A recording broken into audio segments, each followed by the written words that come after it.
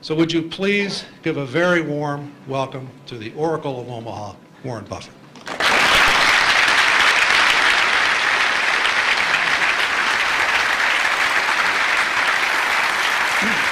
Your mic, so you can go anywhere you want. Okay. Yeah, right. Thank you. Testing. 1 million, 2 million. Great. Okay.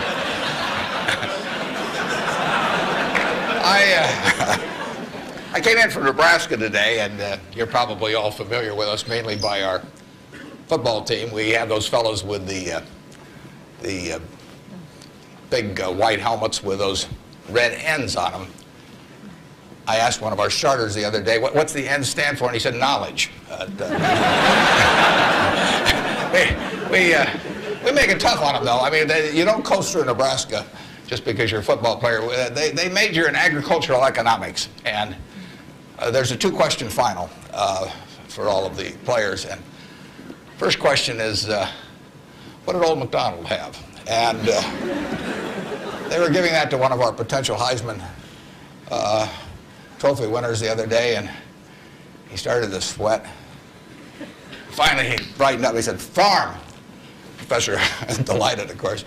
You don't want to flunk a Heisman candidate. So he said, you're halfway home. He said, just one more question. He said, how do you spell farm? Now the guy really starts to sweat. He looks at the ceiling, and he looks around. Finally, his face brightens up, and he says, E-I-E-I-O. So watch for that guy this year. He'll be dynamite. I really want to talk about what's on your mind, so we're going to do a Q&A in a minute. There are a couple questions I always get asked. People always say, well, who should I go to work for when I get out? And I've got a very simple answer. We may elaborate more on this as we go along, but the real thing to do is to get going and for some institution or individual that you admire. I mean, it's crazy to take in-between jobs just because they look good on your resume or because you get a little higher starting pay. I was up at Harvard a while back, and a very nice young guy picked me up at the airport, Harvard Business School attendee, and he said, look, I went to undergrad here, and then I worked for X and Y and Z, and now I've come here. And he said, I thought it would really round up my resume perfectly if I went to work now for a big management consulting firm. And I said, well, is that what you want to do? And he said, no, but he said, that's the perfect resume. And I said, well, when are you going to start doing what you like? And he said, well, I'll get to that someday. And I said, well, your plan sounds to me a lot like saving up sex for your old age. It just doesn't make a lot of sense. I told that same group, I said, go to work for whomever you admire the most. And I said, you can't get a bad result. You'll jump out of bed in the morning and you'll be having fun. And the dean called me up a couple of weeks later. He said, what'd you tell those kids? He said, they're all becoming self-employed. So you've got to temper that advice a little bit. Play one game a little bit with me for just a minute, and then we'll get to your questions. I'd like for the moment to have you, have you pretend I've made you a great offer, and I've told you that you could pick any one of your classmates, and you now know each other probably pretty well after being here for a while. You'd have 24 hours to think it over, and you can pick any one of your classmates, and you get 10% of their earnings for the rest of their lives. And I ask you what goes through your mind in determining which one of those you would pick.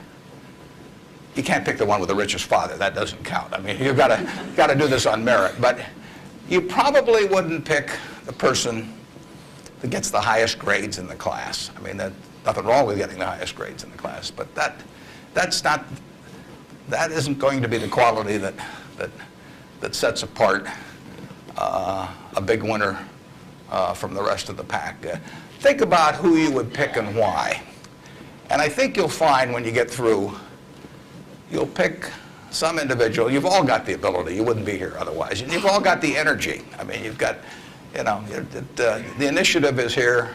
The intelligence is here throughout the class. But some of you are going to be bigger winners than others. And it gets down to a bunch of qualities that interestingly enough, are self-made. I mean, it's not how tall you are, it's not whether you can kick a football 60 yards, it's not whether you can run the 100-yard dash in 10 seconds, it's not whether you're the best looking person in the room. It's a whole bunch of qualities that really come out of Ben Franklin or the Boy Scout code or so, whatever it may be. I mean, it's integrity, it's honesty, it's generosity, it's being willing to do more than your share. It's just all those qualities that are self-selected. And then if you look on the other side of the ledger, because there's always a catch to these, you know, free gifts and genie jokes. So you also have to, and this is the fun part, you also have to sell short one of your classmates and pay 10% of what they do. So who do you think is going to do the worst in the class? This is way more fun. And think about it again. And again, it isn't the person with the lowest grades or anything of the sort. It's the person who just doesn't shape up in the character department. I mean, we look for three things when we hire people. We look for intelligence, we look for initiative or energy, and we look for integrity. And if they don't have the latter, the first two will kill you. Because if you're going to get somebody without integrity, you want them lazy and dumb. I mean, you don't want them smart and energetic. So it's that third quality, but everything about that quality is your choice. You know, you can't change the way you are wired much, but you can change a lot of what you do with that wiring. And it's the habits that you generate now on those qualities, or those negative qualities. I mean, the person who always, you know, claims credit for things they didn't do, that always cuts corners, that you can't count on. I mean, in the end, those are habit patterns. And the time to form the right habits is when you're your age. I mean, it doesn't do me much good to get golf lessons now. If I'd gotten golf lessons when I was your age, I might be a decent golfer. But someone once said the chains of habit are too light to be felt until they're too heavy to be broken. And I see that all the time. I see people with habit patterns that are self-destructive when they're 50 or 60, and they really can't change them. They're imprisoned by that. But you're not imprisoned by anything. So when you write down the qualities of that person that you'd like to buy 10% of, look at that list and ask yourself, is there anything on that list I couldn't do? And the answer is there won't be. And when you look at the person you sell short and you look at those qualities that you don't like, if you see any of those in yourself, egotism, whatever it may be, selfishness, you can get rid of that. I mean, that is not ordained. And if you follow that, and Ben Franklin did this, and my old boss Ben Graham did this at early ages in their young teens. Ben Graham looked around and he said, who do I admire? You know, and he wanted to be admired himself, and he said, you know, why do I admire these other people? And he said, if I admire them for these reasons, maybe other people will admire me if I behave in a similar manner. And he decided what kind of a person he wanted to be. And if you follow that, at the end, you'll be the person you want to buy 10% of. I mean, that's the goal in the end. And it's something that's achievable by everybody in this room. So that's the end of the sermon. Now let's talk about what's on your mind. And you can ask anything. The only thing I won't tell you is what we're buying or selling or about. You know, I don't even tell myself that. I mean, I write it down, and then it's like the Coca-Cola formula. You know, there's only two people can get into the trust department and find out what they are, and I don't know who the two are. So we don't talk about what we're buying or selling, but anything else is fair game. Personal, business, anything you'd like to talk about. And actually, the tougher the questions are, the more interesting it is for me. So don't spare my feelings. I mean, just throw at my head. And with that, let's. I guess we've got a microphone. Is this the only microphone, or is there one on this? This is the only microphone. Okay. Right here. To ask a question, you'll need to come down to this microphone. Just stand in line, and I'll be Regis Philbin, and you can. Yes. I have an old-fashioned belief that I should expect to make money in things that I understand. And when I say understand, I don't mean understand, you know, what the product does or anything like that. I mean understand what the economics of the business are likely to look like 10 years from now or 20 years from now. I know, in general, what the economics of, say, Wrigley chewing gum will look like 10 years from now. The internet isn't going to change the way people chew gum. It isn't going to change which gum they chew. You know, if you own the chewing gum market in a big way, and you've got double mint and spearmint and juicy fruit, those brands will be there 10 years from now. So I can't pinpoint exactly what the numbers are going to look like on Wrigley, but I'm not going to be way off if I try to look forward on something like that. That evaluating that company is within what I call my circle of competence. I understand what they do, I understand the economics of it, I understand the competitive aspects of the business. There can be all kinds of companies that have wonderful futures, but I don't know which ones they are. I've given talks in the past where I carry with me a 70-page, tightly printed list, and it shows 2,000 auto companies. Now, if at the start of the 20th century, you had seen what the auto was going to do to this country, the impact it would have on the lives of then your children and grandchildren and so on. It transformed the American landscape. But of those 2,000 companies, 3 basically survive. And they haven't done that well at many times. So how do you pick 3 winners out of 2,000? I mean, it's not so easy to do. It's easy when you look back, but it's not so easy looking forward. So you could have been dead right on the fact that the auto industry, in fact, you probably couldn't have predicted how big an impact it would have. But you wouldn't have, if you'd bought companies across the board, you wouldn't have made any money, because the economic characteristics of that business were not easy to define. I've always said the easier thing to do is figure out who loses. And what you really should have done in 1905 or so, when you saw what was going to happen with the auto, is you should have gone short horses. There were 20 million horses in 1900, and there's about 4 million horses now. So it's easy to figure out the losers. The loser is the horse. But the winner was the auto overall. But 2,000 companies just about failed. A few merged out and so on. There were 3 companies, auto companies, in the Dow Industrials in the 1920s and 30s. Studebaker, Nash Kelvinator, and Hudson Motor. Now those names are all familiar to me, and maybe some of them are familiar to you, but they're not making any cars. They didn't make money, and yet at one time they were in the Dow 30. They were the aristocrats of American business, and they got creamed. So figuring out the economic characteristics of the winners in a wonderful business is not easy. In North Carolina, Orville and Wilbur took off, or I guess Orville took off and Wilbur watched. I'd have been Wilbur. But if you could have seen the future of the airline business from that point forward and how that would transform things, it would have blown you away. And it's excited people, incidentally, ever since. But if there had been a capitalist at Kitty Hawk, he should have shot Orville down. I mean, because it's done nothing but cost investors money. There were over 400 airplane companies in the 1920s and 30s alone. There was in Omaha. There was in Nebraska. We were the Silicon Valley, apparently, of aircraft. And they all disappeared. It's been a terrible business. At the end of 1991, if you'd added up the aggregate earnings from all airline companies with billions poured in, since Wilbur and Orville were down there, they came to less than 0. The number of passengers went up every year. The importance of the industry was dramatically increased decade by decade, and nobody made any money. So figuring out the economic consequences. TV, I think there's, 20, 25 million sets a year sold in the United States. I don't think there's one of them made in the United States anymore. I mean, you'd say TV set manufacturer, what a wonderful business. I mean, everybody, nobody had a TV in 1950, or thereabouts, 45 to 50. Everybody has multiple sets now. Nobody in the United States has made any real money making the sets. They're all out of business. The Magnavoxes, the RCAs, all of those companies. Radio was the equivalent in the 20s. Over 500 companies making radios in the 1920s. Again, I don't think there's a U.S. radio manufacturer at the present time.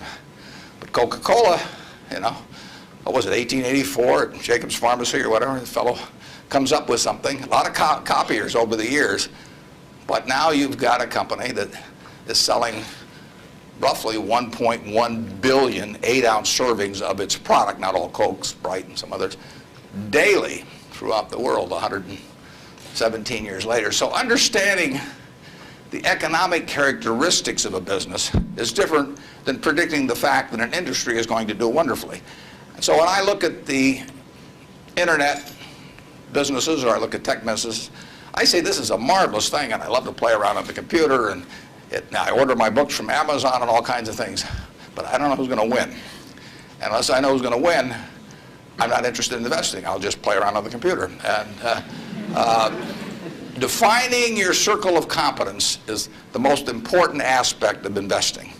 It's not how important, how large your circle is. You don't have to be an expert on everything. But knowing where the perimeter of that circle of what you know and what you don't know is, and staying inside of it, is all important. Tom Watson Sr., who started IBM, said in his book, he said, "I'm no genius," he said, "but I'm smart in spots, and I stay around those spots." And that is the key.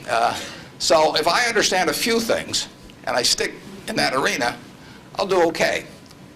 And if I don't understand something, but I get all excited about it because my neighbors are talking about it, the stocks are going up and everything, I start fooling around someplace else, eventually I'll get creamed, and I should.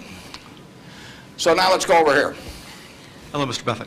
I got two short questions. One is, how do you find intrinsic value in a company? Well, intrinsic value is what is the number that if you were all-knowing about the future and could predict all the cash that a business would give you between now and Judgment Day, discounted at the proper discount rate, that number is what the intrinsic value of a business is. In other words, the only reason for making an investment and laying out money now is to get more money later on, right? That's what investing is all about. Now, when you look at a stock, when you look at a bond, assuming it's the United States government bond, it's very easy to tell how much you're going to get back. It says it right on the bond. It says when you get the interest payments, it says when you get the principal. So it's very easy to figure out the value of a bond. It can change tomorrow if interest rates change, but the cash flows are printed on the bond. The cash flows aren't printed on a stock certificate. That's the job of the analyst, is to print out, change that stock certificate, which represents an interest in the business, and change that into a bond and say, this is what I think it's going to pay out in the future. When we buy, some new machine for Shaw to make carpet, that's what we're thinking about, obviously, and you all learn that in business school. But it's the same thing for a big business. If you buy Coca-Cola today, the company is selling for about $110 to $15 billion in the market. The question is, if you had 110 or 15 billion, you wouldn't be listening to me, but I'd be listening to you incidentally. But the question is, would you lay it out today to get what the Coca-Cola company is going to deliver to you over the next 200 or 300 years? The discount rate doesn't make much difference as you get further out. And that is a question of how much cash they're going to give you. It isn't a question of, it isn't a question of how many analysts are going to recommend it, or what the volume in the stock is, or what the chart looks like, or anything. It's a question of how much cash it's going to give you. That's the only reason. It's true if you're buying a farm. It's true if you're buying an apartment house. Any financial asset. Oil in the ground, you're laying out cash now to get more cash back later on. And the question is how much are you going to get, when are you going to get it, and how sure are you? And when I calculate intrinsic value of a business, when we buy businesses, and whether we're buying all of a business or a little piece of a business, I always think we're buying the whole business, because that's my approach to it. I look at it and say, what will come out of this business and when? And what you really like, of course, is them to be able to use the money they earn and earn higher returns on it as you go along. I mean, Berkshire has never distributed anything to its shareholders, but its ability to distribute goes up as the value of the businesses we own increases. We can compound it internally, but the real question is, Berkshire selling for, we'll say, 105 or so billion now. What can we distribute from that 100? If you're going to buy the whole company for 105 billion now, can we distribute enough cash to you soon enough to make it sensible at present interest rates to lay out that cash now? And that's what it gets down to. And if you can't answer that question, you can't buy the stock. You can gamble in the stock if you want to, or your neighbors can buy it. But if you don't answer that question, and I can't answer that for internet companies, for example. There are a lot of companies, there are all kinds of companies I can't answer it for, but I just stay away from those. Number two. So you got formulas involved in finding intrinsic values on certain companies. I mean, you've got a mathematical system set up. Discounted present value of future cash, yeah. Okay. Second short question is, why haven't you written down your set of formulas or your strategies in written form so you can share it with everyone else? Well, I think I actually have written about that. If you read the annual reports over the recent years, in fact, the most recent annual report, I use what I've just been talking about. I use the illustration of Aesop. Because here Aesop was in 600 BC. Smart man, wasn't smart enough to know it was 600 BC, though. I mean, would take a little foresight. But Aesop, you know, in between tortoises and hares and all these other things, he found time to write about, you know, birds. And he said, a bird in the hand is worth two in the bush. Now, that isn't quite complete, because the question is, how sure are you that there are two in the bush? And how long do you have to wait to get them out? Now, he probably knew that, but he just didn't have time because he had all these other proverbs to write and had to get on with it. But he was halfway there in 600 BC. That's all there is to investing, is how many birds are in the bush, when are you going to get them out, and how sure are you? Now, if interest rates are 15%, roughly, you've got to get two birds out of the bush in 5 years to equal the bird in the hand. But if interest rates are 3%, and you can get two birds out in 20 years, it still makes sense to give up the bird in the hand, because it all gets back to discounting against an interest rate. Problem is, often you don't know, not only how many birds are in the bush, but in the case of the internet companies, there weren't any birds in the bush. But they still take the bird that you give them in the hand. But I actually have written about this sort of thing, and stealing heavily from Aesop, who wrote it some 2,600 years ago, but I've been behind on my reading. Yeah. Good morning. I know you're famed for your success, but I was curious if there were any particular moments in your life that, or mistakes or failures that you've made that were particularly memorable, what you may have learned from them, and if you had any particular advice for the students here in dealing with discouraging circumstances. Yeah, I've made a lot of mistakes. Biggest mistake, well, not the biggest, necessarily the biggest, but buying Berkshire Hathaway itself was a mistake, because Berkshire was a lousy textile business, and I bought it very cheap. I'd been taught by Ben Graham to buy things on a quantitative basis. Look around for things that are cheap, and that I was taught that, we'll say in 1949 or 50. It made a big impression on me. So I went around looking for what I call used cigar butts of stocks. And the cigar butt approach to buying stocks is that you walk down the street and you're looking around for cigar butts, and you find this on the street, this terrible looking, soggy, ugly looking cigar, one puff left in it. But you pick it up and you get your one puff. It's disgusting, you throw it away, but it's free. I mean, it's cheap. And then you look around for another soggy, one puff cigarette. Well, that's what I did for years. It's a mistake. Although you can make money doing it, but you can't make it with big money. It's so much easier just to buy wonderful businesses. So now I would rather buy a wonderful business at a fair price than a fair business at a wonderful price. But in those days, I was buying cheap stocks. And Berkshire was selling below its working capital per share. You got the plants for nothing. You got the machinery for nothing. You got the inventory and receivables at a discount. It was cheap. So I bought it. And 20 years later, I was still running a lousy business, and that money did not compound. You really want to be in a wonderful business, because the time is the friend of the wonderful business. You keep compounding, it keeps doing more business, and you keep making more money. Time is the enemy of the lousy business. I could have sold Berkshire, perhaps liquidated it, and made a quick little profit, one puff. But staying with those kind of businesses is a big mistake.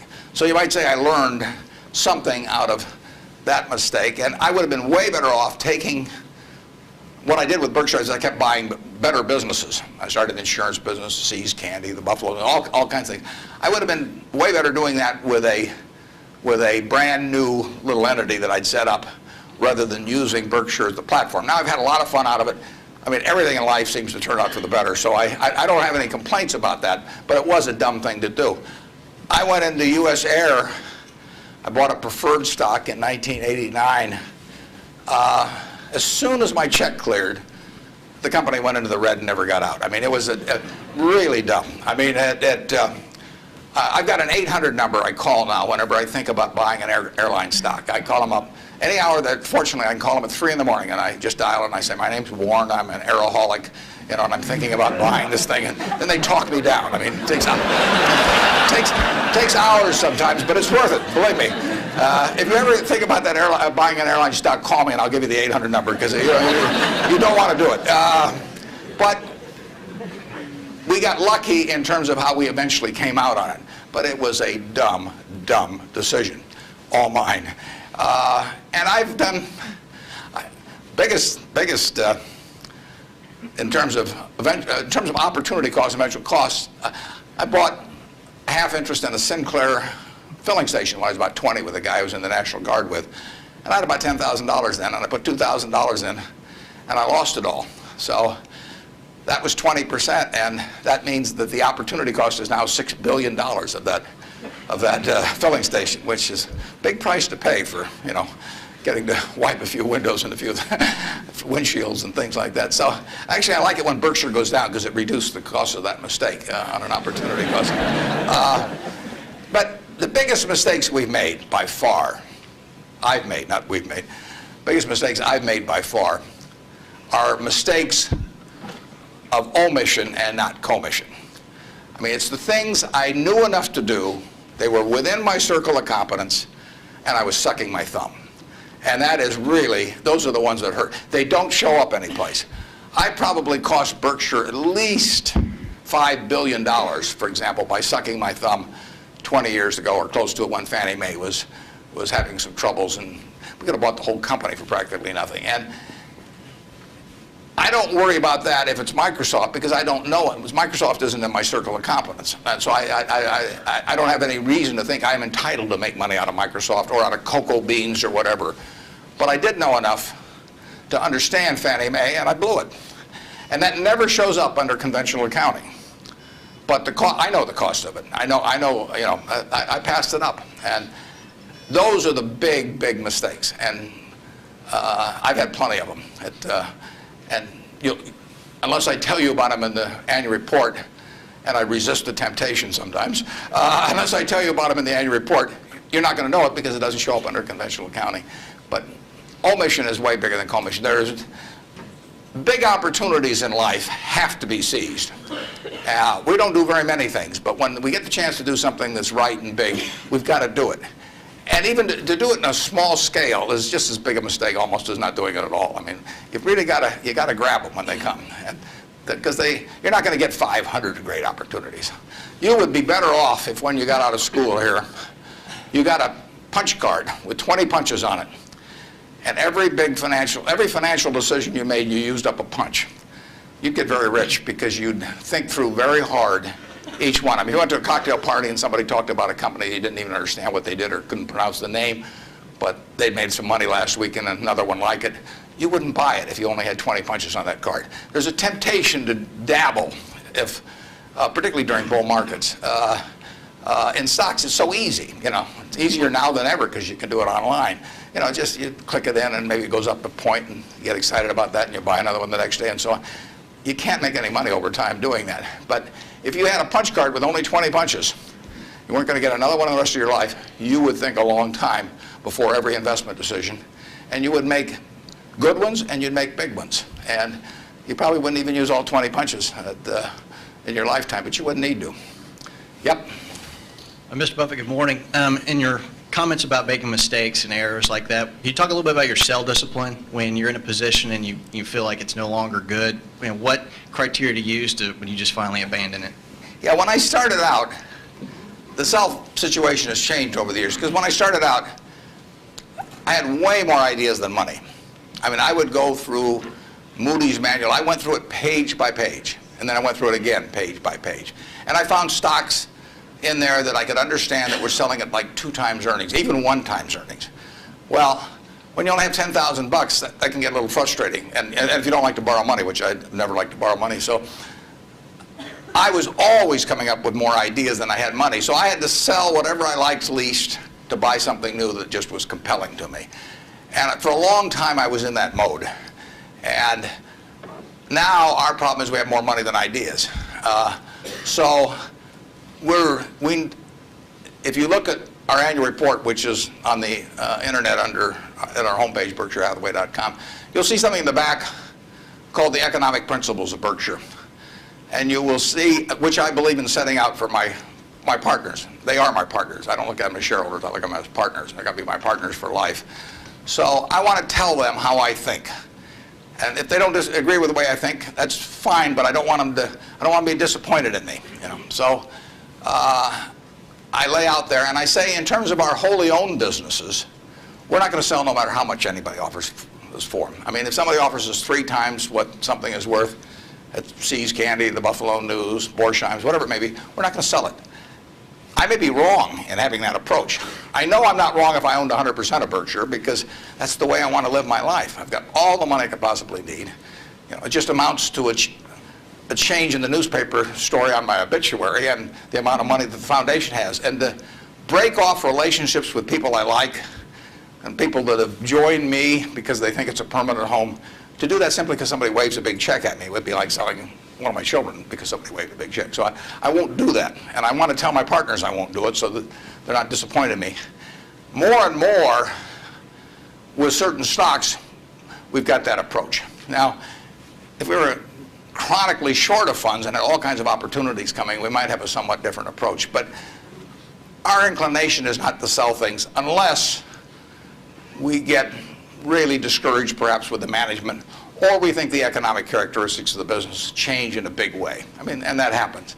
So, but we're not going to sell simply because it looks too high, in all likelihood. I mean, you can't make that 100%, but that's the principle under which we're operating. We're generating right now $5 billion of cash a year at least. So it's $100 million every week. And, you know, just not, we've been talking here half an hour and I haven't done a damn thing.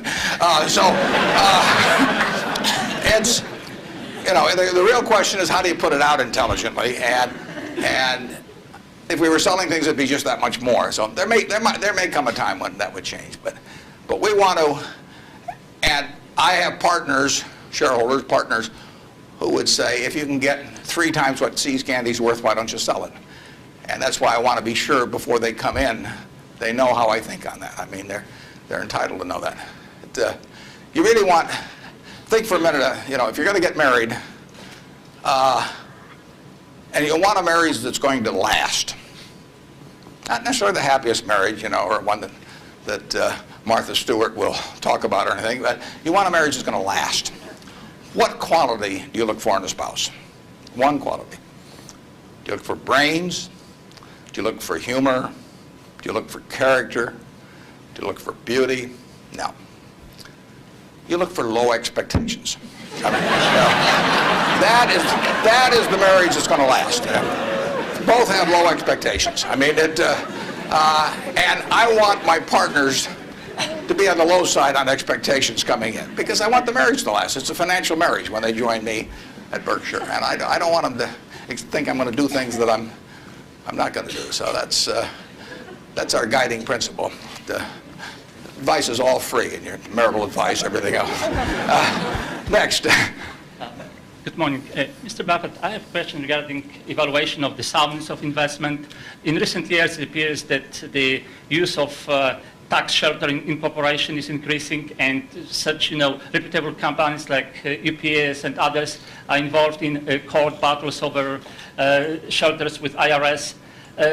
And as we know, most of these transactions are fairly artificial, but yet there is a profit there. From the investor perspective, do you think it's beneficial for investor that the company that they invest are involved in those shelters? And if so, do you think it would be helpful if those transactions are disclosed in statements, meaning the notes to statements?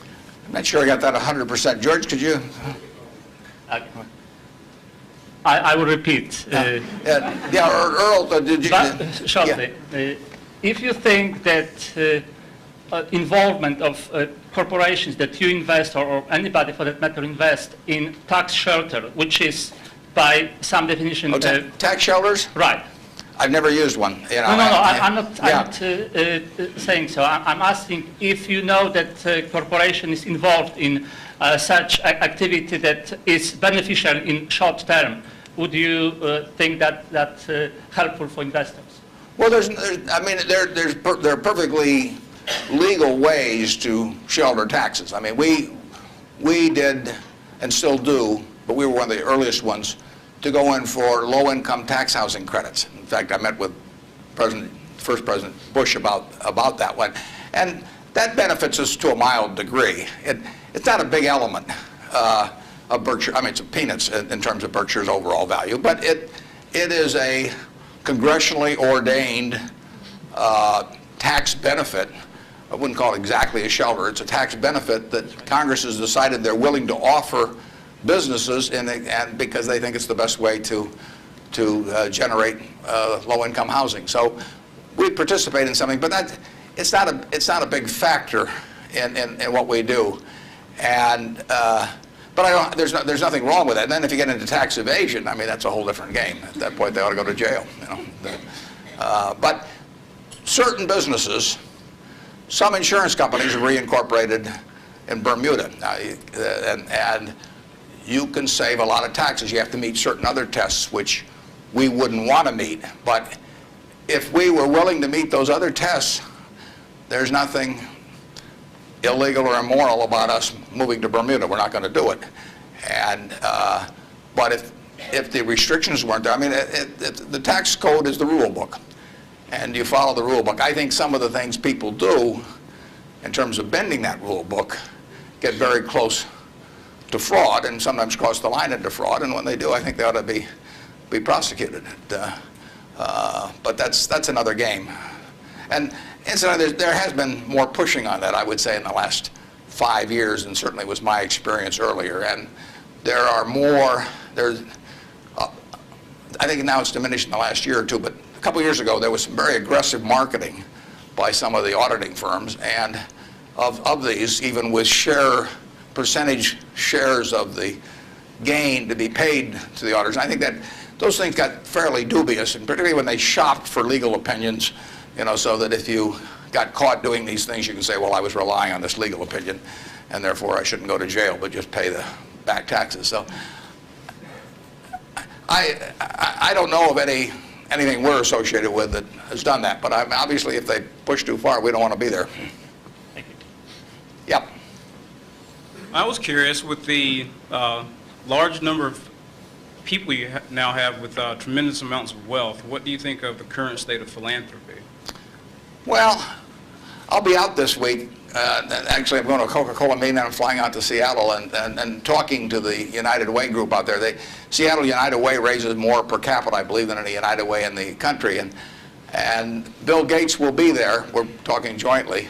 His mother was very active in United Way. But Bill is going to give away over $1 billion a year, and a lot more later on, but right now $1 billion. And it's very interesting. I mean, he is very rational about it, and he's very informed. In fact, he got somebody, I think his primary advisor in the medical field is a fellow who was with the CDC in Atlanta.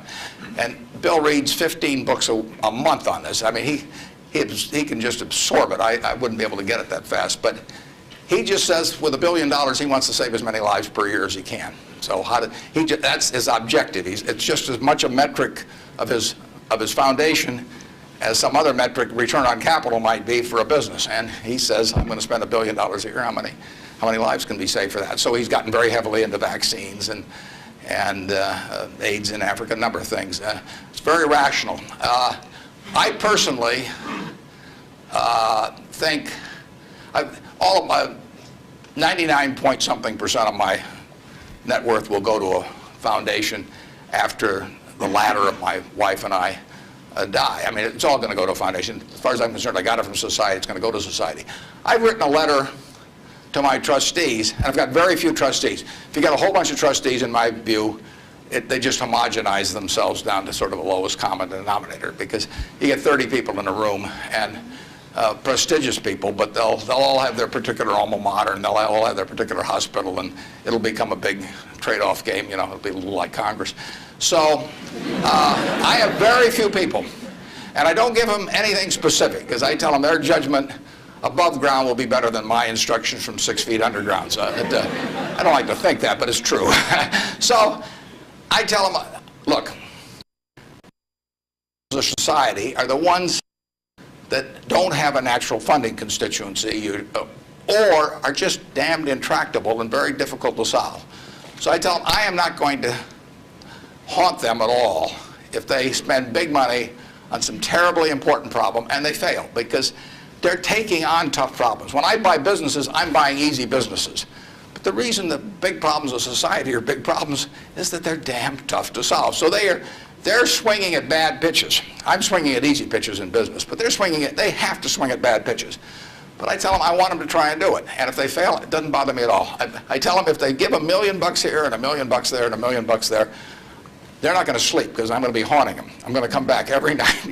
I do not want the eyedropper approach used to philanthropy. But I want them to use their judgment to look at important problems that do not have a natural funding constituency.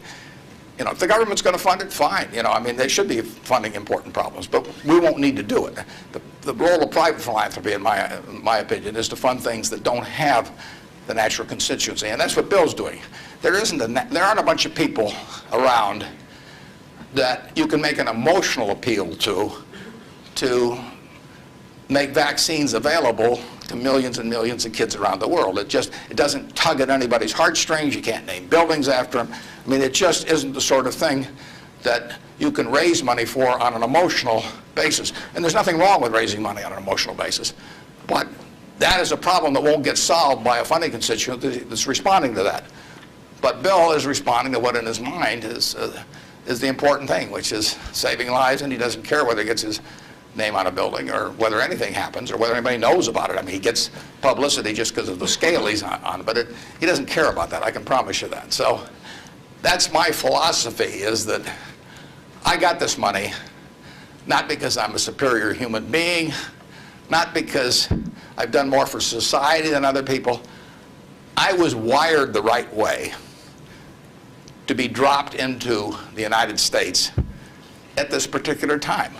It's a huge capitalistic society, and I'm wired, no credit to me, but I just was born that way, so that I'm better at asset allocation than other people to some degree, just like other people are better at all kinds of other things. And I was with 2 teachers out at Sun Valley that are doing more for society than I am, and this market system does nothing for them.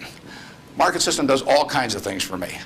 Gates says if I'd been born 5,000 years ago, I'd have been some animal's lunch, because I can't run very fast, and I can't climb trees. And I could tell that animal is chasing me, wait till you see how I can allocate assets, But it wouldn't have made any difference. So here I am, I'm born now, just very, very lucky. And the odds when I was born in 1930, the odds were 50 to 1 against me being born in the United States. That's a terrible set of odds to face. And yet I was dropped down here, And if I'd been dropped down in Peru or someplace or China, I wouldn't have had a chance.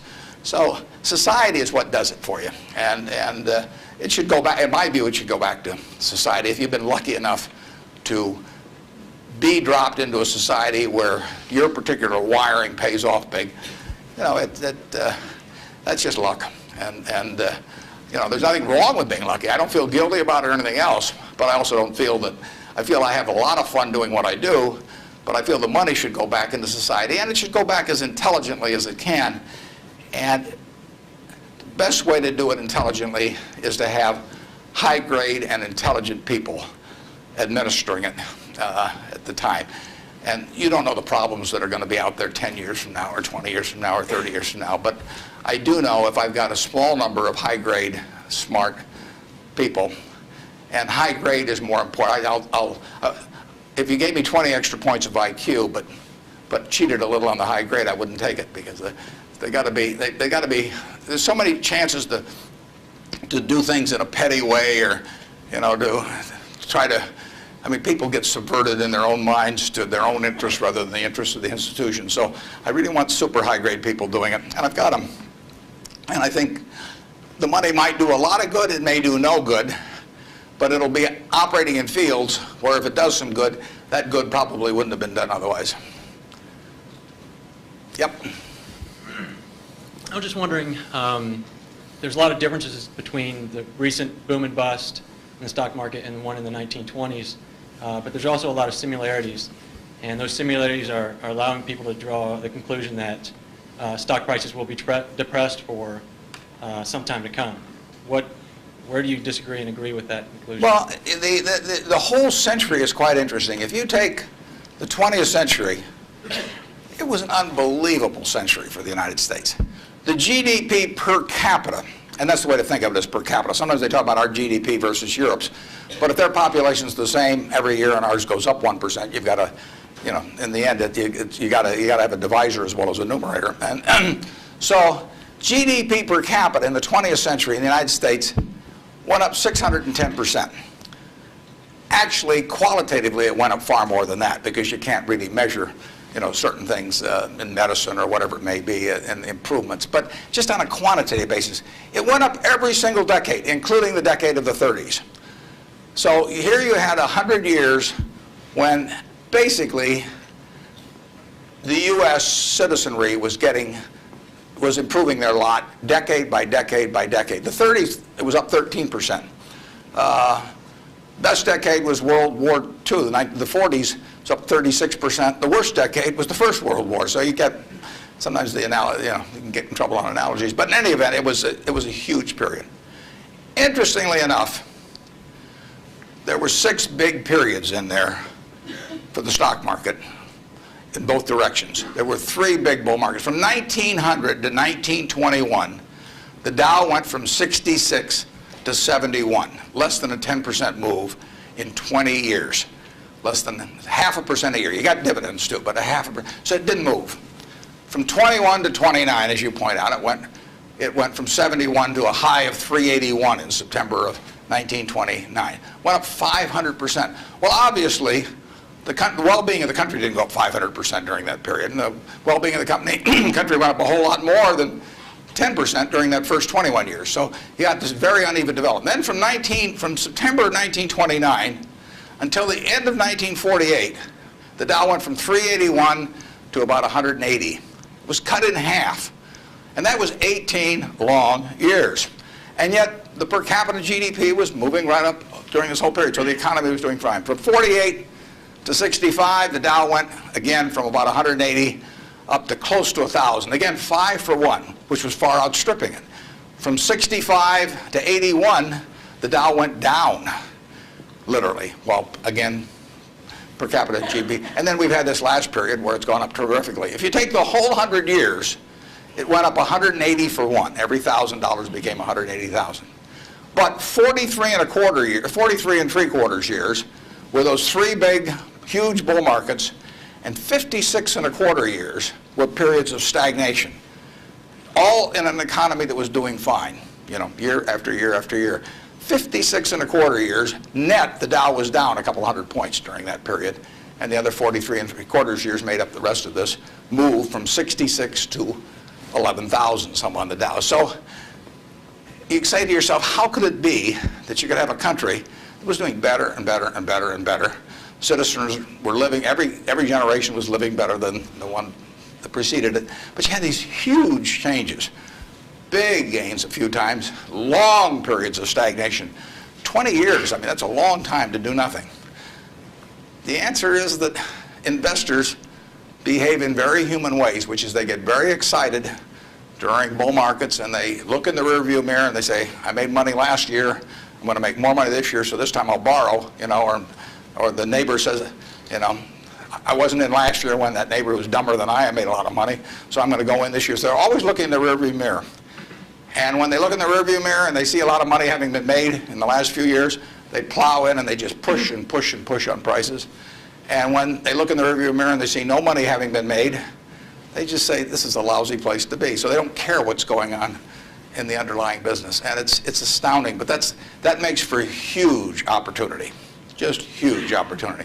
I mean, I've lived through roughly half, in an investing sense, about half that period. And I've had that long period of stagnation from 48, from 65 to 82, 17 years. I wrote an article for Forbes in 1979. I just said, how can this be? Pension funds in 1970 put 100 and some % of their new money in stock because they were wild about stocks. Then they got a lot cheaper, and they put a record low in, 9% of their net new money in 1978 when stocks were way cheaper. People behave very peculiarly in terms of the reactions because they're human beings, and they get excited when others get excited, they get greedy when others get greedy, they get fearful when others get fearful, and they'll continue to do so. And you you will see things you won't believe in your lifetime in securities markets. And the country will do very well over time, but you will see these huge waves. And if you can stay objective throughout that, if you can detach yourself temperamentally from the crowd, you get very rich. And you won't have to be very bright. I mean, I'm sure you are, but you want, it doesn't take brains. It takes temperament. It takes the ability to sit there and look at something. When I started out in 1950, I would go through and find things at 2 times earnings, and they were perfectly decent businesses, and people wanted jobs at those companies, and everybody knew they were going to be around, and they wouldn't buy them at 2 times earnings, and that's when interest rates were 2.5%. I started selling securities when I was 21. And a Kansas City life insurance company happened to be a fairly prominent company in Omaha. And the policies they sold you, if you were buying life insurance from them, had a built-in assumption of 2% interest. The stock of Kansas City Life was selling at less than 3 times earnings. You were getting 35% if you bought the stock. No question about the soundness of the company. I went to the local agent.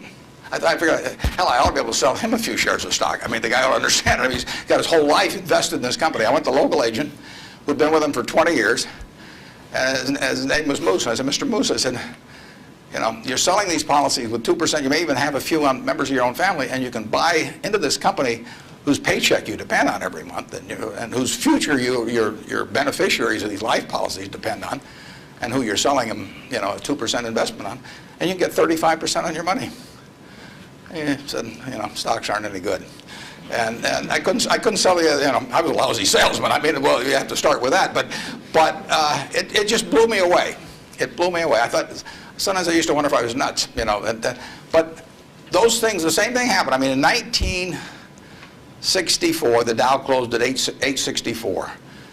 At the end of 1981, 17 years later, it closed at 865. It moved 1 point in 17 years. Now, that's not a big move.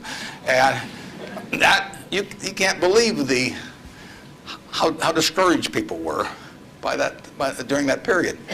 But, people were living better. So things can go on a long time that don't make sense. But they do come to an end. I mean, the internet thing, you had these companies selling for many billions of dollars that had practically no prospects of making any money. That's a bubble. But Herb Stein one time said, anything that can't go on forever will end. Now, that seems pretty, but think about that. And particularly think about it next time you're inclined to do something just because the stock's gone up a whole lot, and your neighbors made money or something.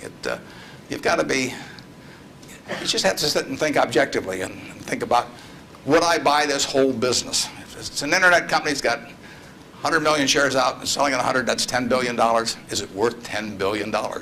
If it's worth $10 billion, it's got to be able to give you, 700 or 800 million next year. And if it doesn't give you 700 or 800 million next year, it has to give you maybe 10% more than that the year after and continue to. There aren't a lot of businesses that can do that. And people just go crazy. And of course, it's fun. I mean, it's like that sign they put in brokerage offices that says, avoid hangovers, stay drunk. It's just so much fun to keep playing. But you got to do sensible things to get good results. Yeah. Next. Well, we got 3 people standing there, so let's do the 3 that are standing there. Okay. Good morning, sir. Hi. Hi. I was wondering what your opinion is of the Federal Reserve and their actions taken recently. Do you feel they've done enough to boost the economy? Yeah, well, I'm a fan of Alan Greenspan's over time. I've known him for a long, long time. We were on a board together at Cap Cities, and Alan is a very, very smart guy. He is motivated, in my opinion, entirely by what is good for the United States, the people of the United States. And so you couldn't have a better person in there. And the problem he may have is that because his tenure in office has been associated with this incredible bull market, that even though he wouldn't have claimed credit for it, that people might associate it because of the importance of the Fed generally. They might associate with him, so they may, if things don't work out so well, they may blame him as well. But I think his policy has generally been very good.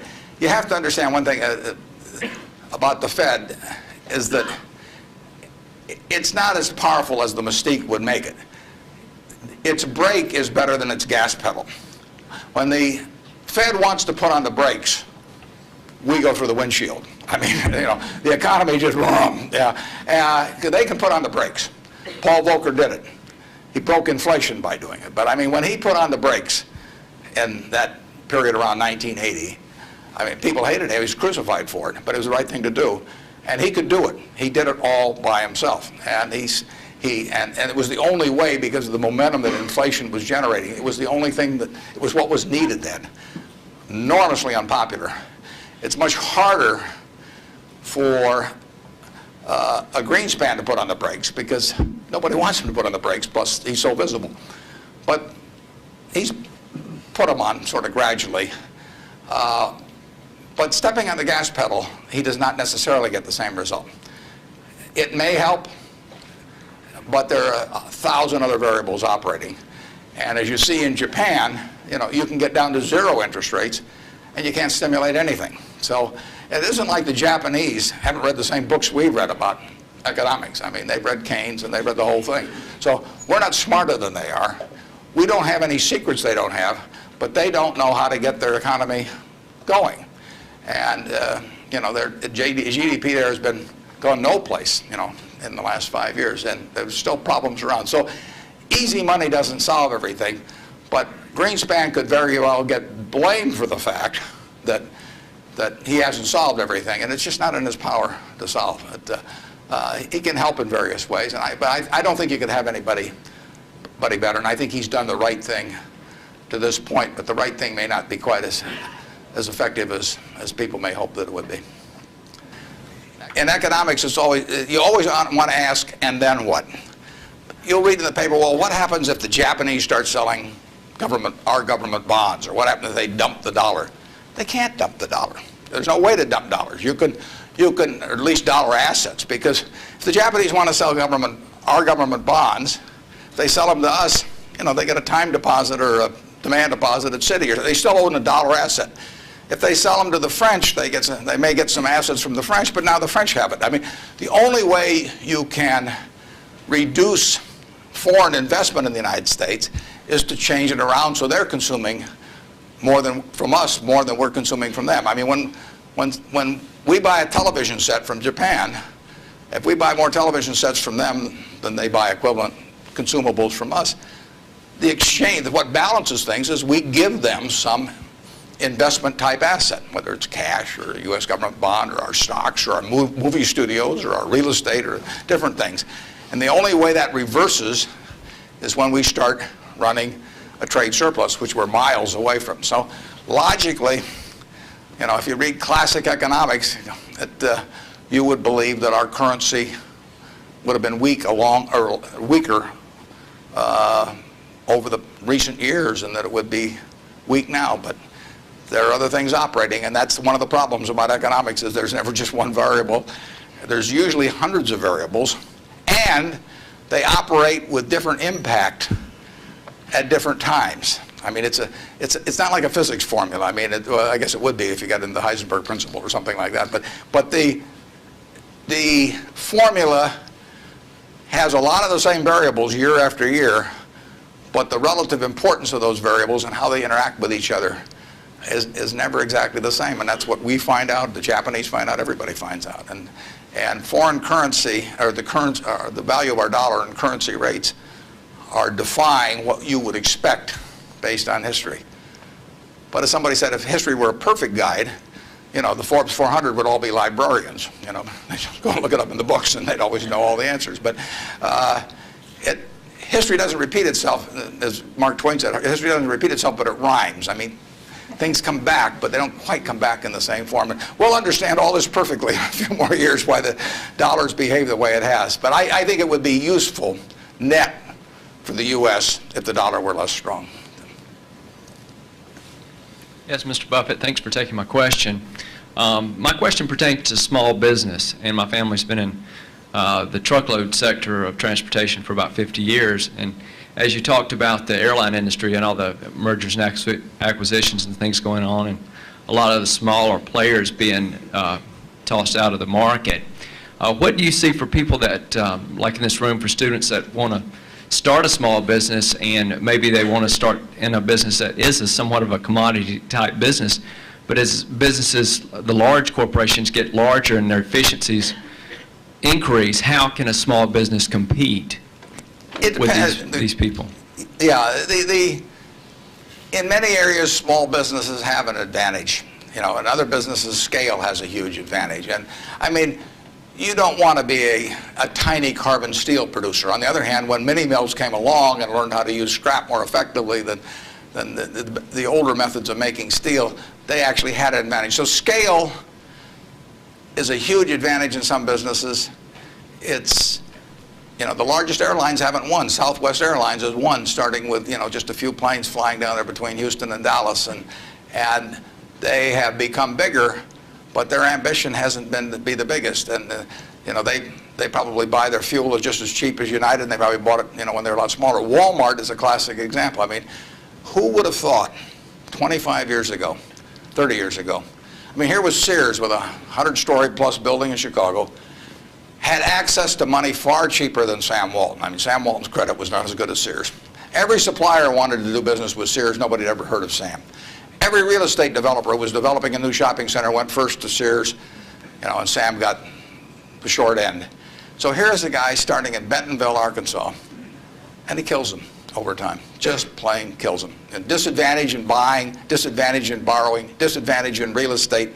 Advantage, Sam Walton, and his ability to inspire, in the end, hundreds of thousands of people to be enthusiastic about going to work and doing the right things over time. So I would be just as optimistic about small business generally. Now, there's certain areas where scale is just plain important.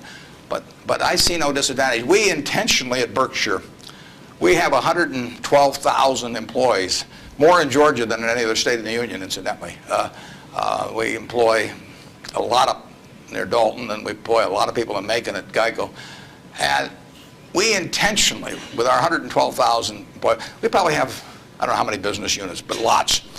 And we only have 13.8 people at headquarters. I'm not the 0.8, incidentally. I resent it when people think that. I'm a full, but we have one woman that works 4 days a week. And that's all we have at headquarters, 112,000 people, 105 billion a market cap. But we intentionally keep our units small. We think, we want them to have the nimbleness, the responsiveness to the customer particularly, that will turn them, you know, that essentially will more than offset anything that the scale of having maybe a little more purchasing power or something will develop. We own a home furnishings business in Utah, run by a fellow named Bill Child. He was featured in Fortune about one issue ago. The cover story was God in Business. Bill was the #1 illustration. Bill took that business from his father-in-law when it was doing $250,000 a year, and he now has over half the business in Utah in his field, about close to $400 million. He built it by thinking about the customer.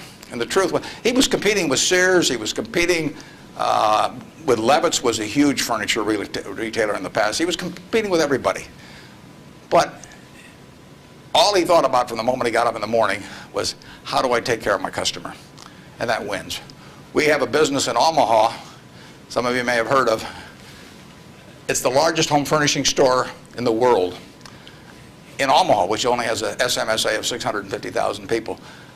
It's on 72 acres. It does $325 million in one location, which happens to be $500 for every man, woman, and child in the SMSA, but it draws from beyond that.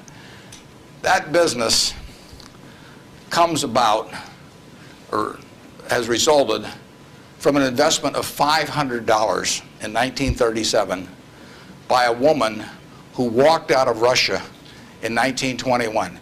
She walked out, got on a peanut boat, landed in Seattle with a tag around her neck. She couldn't speak one word of English.